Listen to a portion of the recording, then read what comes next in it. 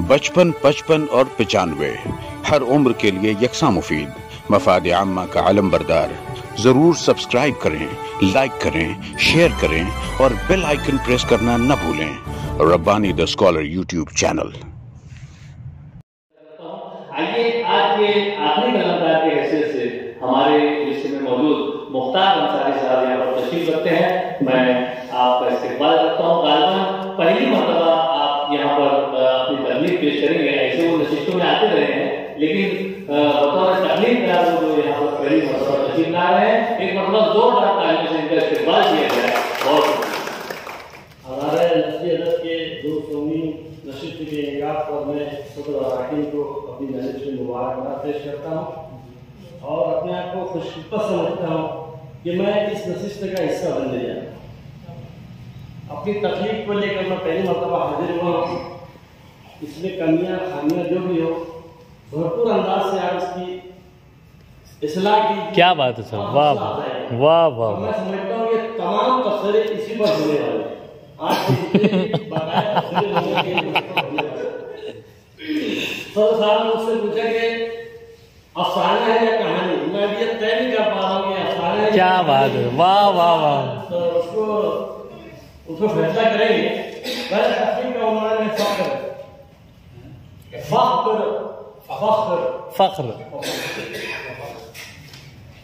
शोलापुर के रास्ते इंदापुर होते हुए मैं पुणे की तरफ सफर कर रहा था।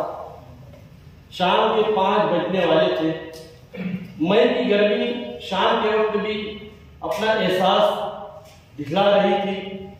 मैंने कार में एसी की रफ्तार बढ़ा दी और इतनी गर्मी में भी शाम के चाय की तलब का मुझे एहसास हो रहा था।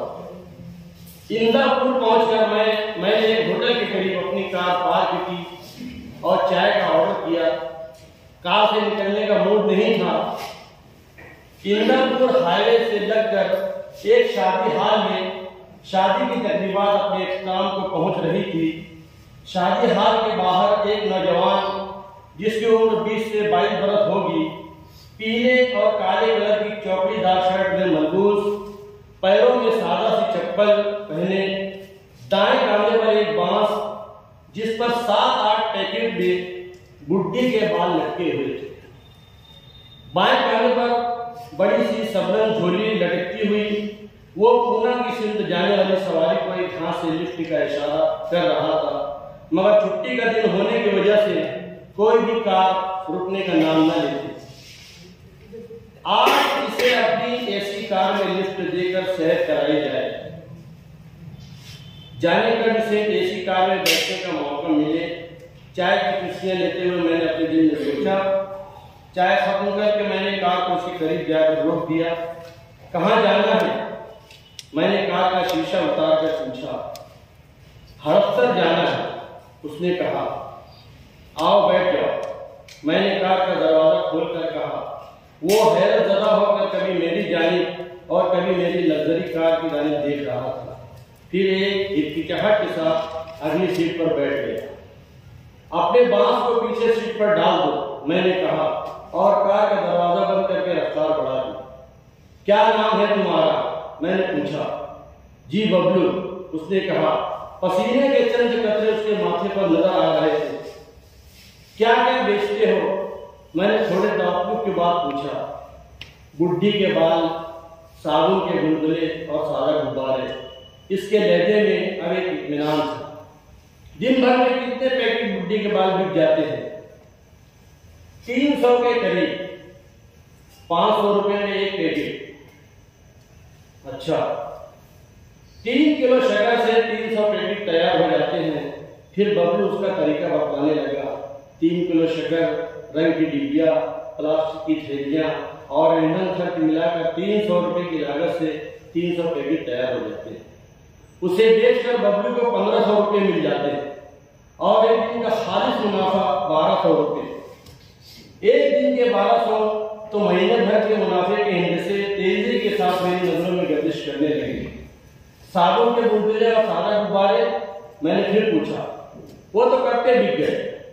शादी हाल में धंधा अच्छा होता है, उसे बेचकर कितना मुनाफा मिलता है? 100%। उसने कहा साबुन के बुलबुले 20 रुपए, सादा गुब्बारे 10 रुपए, जितना लगा उतना ही कमाओ। मैं हैरत से उसकी जानिब देख रहा था। दिल्ली के करीब मेरठ शहर का रहने वाला हूँ। ऊपर वाले की मेहरबानी से और आप लोगों की दुआओं से 3 मंजिला इमारत है, 2 गाड़ियां हैं और खेती के लिए थोड़ी सी जमीन है। मगर हड़पसर से इंदापुर इतनी दूर क्यों? शादी ब्याह के मौका पर धंधा 2 रुपए होता है। आज मैंने लगभग 4000 की बिक्री की है। पूना के अतराफ में 50 किलोमीटर फासले तक जितने भी शादी हाल है, वहां के मैनेजर से रास्ते में रहता हूँ। एक शादी के लिए फोन पर शादी की तारीख मिल जाती है और मैं पहुंच जाता हूँ। एक शादी के लिए मैनेजर को 200 रुपये देना होता है। उसका लहजा एक मंजे हुए तजुर्बाकार व्यापारी की तरह था। मगर एक वक्त में एक ही शादी हाल में जा सकते हो? मैंने पूछा। लड़के रखे हैं ना काम करने के लिए? गांव से 20 लड़के बुलाए हैं काम करने के लिए। मैं अपनी सीट पर उछलने ही वाला था। 20 लड़कों के लिए 2 मकान किराए पर ले रखा है। सब मिलजुल कर रहते हैं।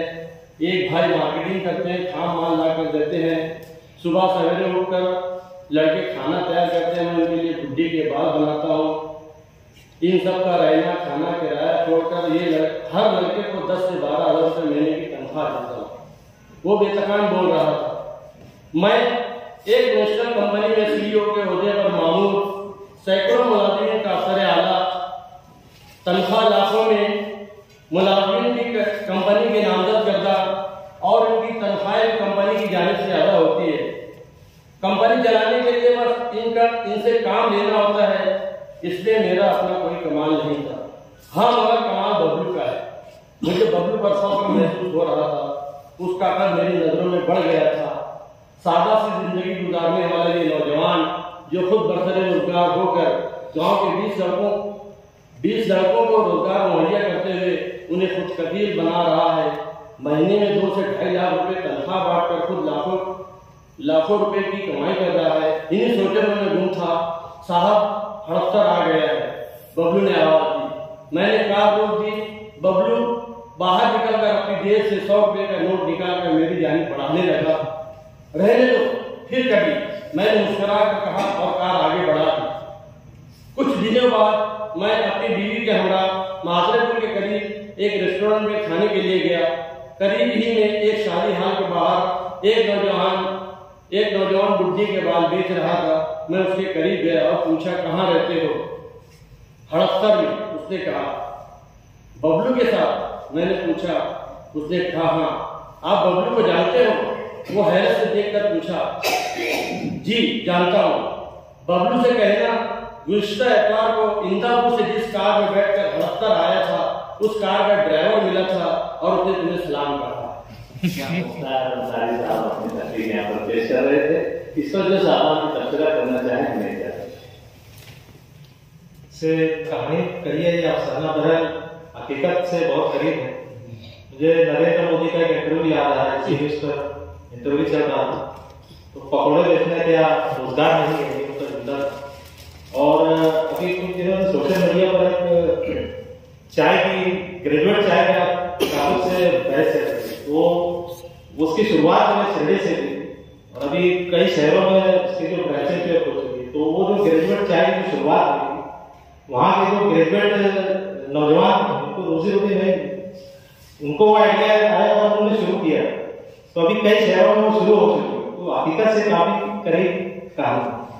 इससे पहले वो MBA चाय वाले जी MBA चाय वाले, अच्छा, वो मोटिवेशनल स्पीकर भी बन गया, बहुत अच्छा कमा रहा है। जी आइए, यहाँ पर तहरीकात जो है 5 तहरीकात गार्डन यहाँ पर पेश की गई और उस पर तनकीद और तबसरे भी हुए। यहाँ पर 200वीं नशिस्त में हम तमाम हाज़रीन के सामने मुअज़्ज़ज़ मेहमान यहाँ पर मौजूद हैं और एक तरह से एक जज्बा लिए हुए और अपने दिल में जो उनके ख्यालात हैं वो लेकर यहाँ पर बैठे हुए हैं।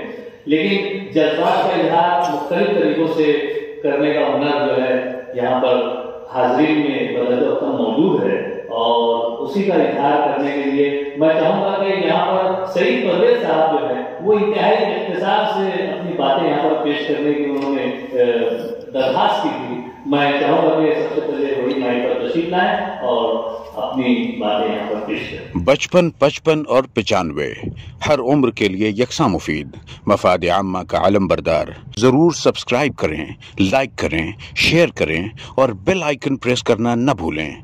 Rabbani the scholar YouTube channel. Rabbani the scholar YouTube channel इल्मी, अदबी, दीनी, मिल्ली, समाजी, सकाफती, तहजीबी, फलाही, तिब्बी, फ़न्नी, माशी, तिजारती, माशरती, इंतज़ामी, इनकलाबी, तहरीकी, तहकीकी, तकनीकी, तफ्तीशी, तामीरी, तालीमी व मालूमाती यूट्यूब चैनल। ज़रूर सब्सक्राइब करें, लाइक करें, शेयर करें और बेल आइकन प्रेस करें। Rabbani the scholar YouTube channel.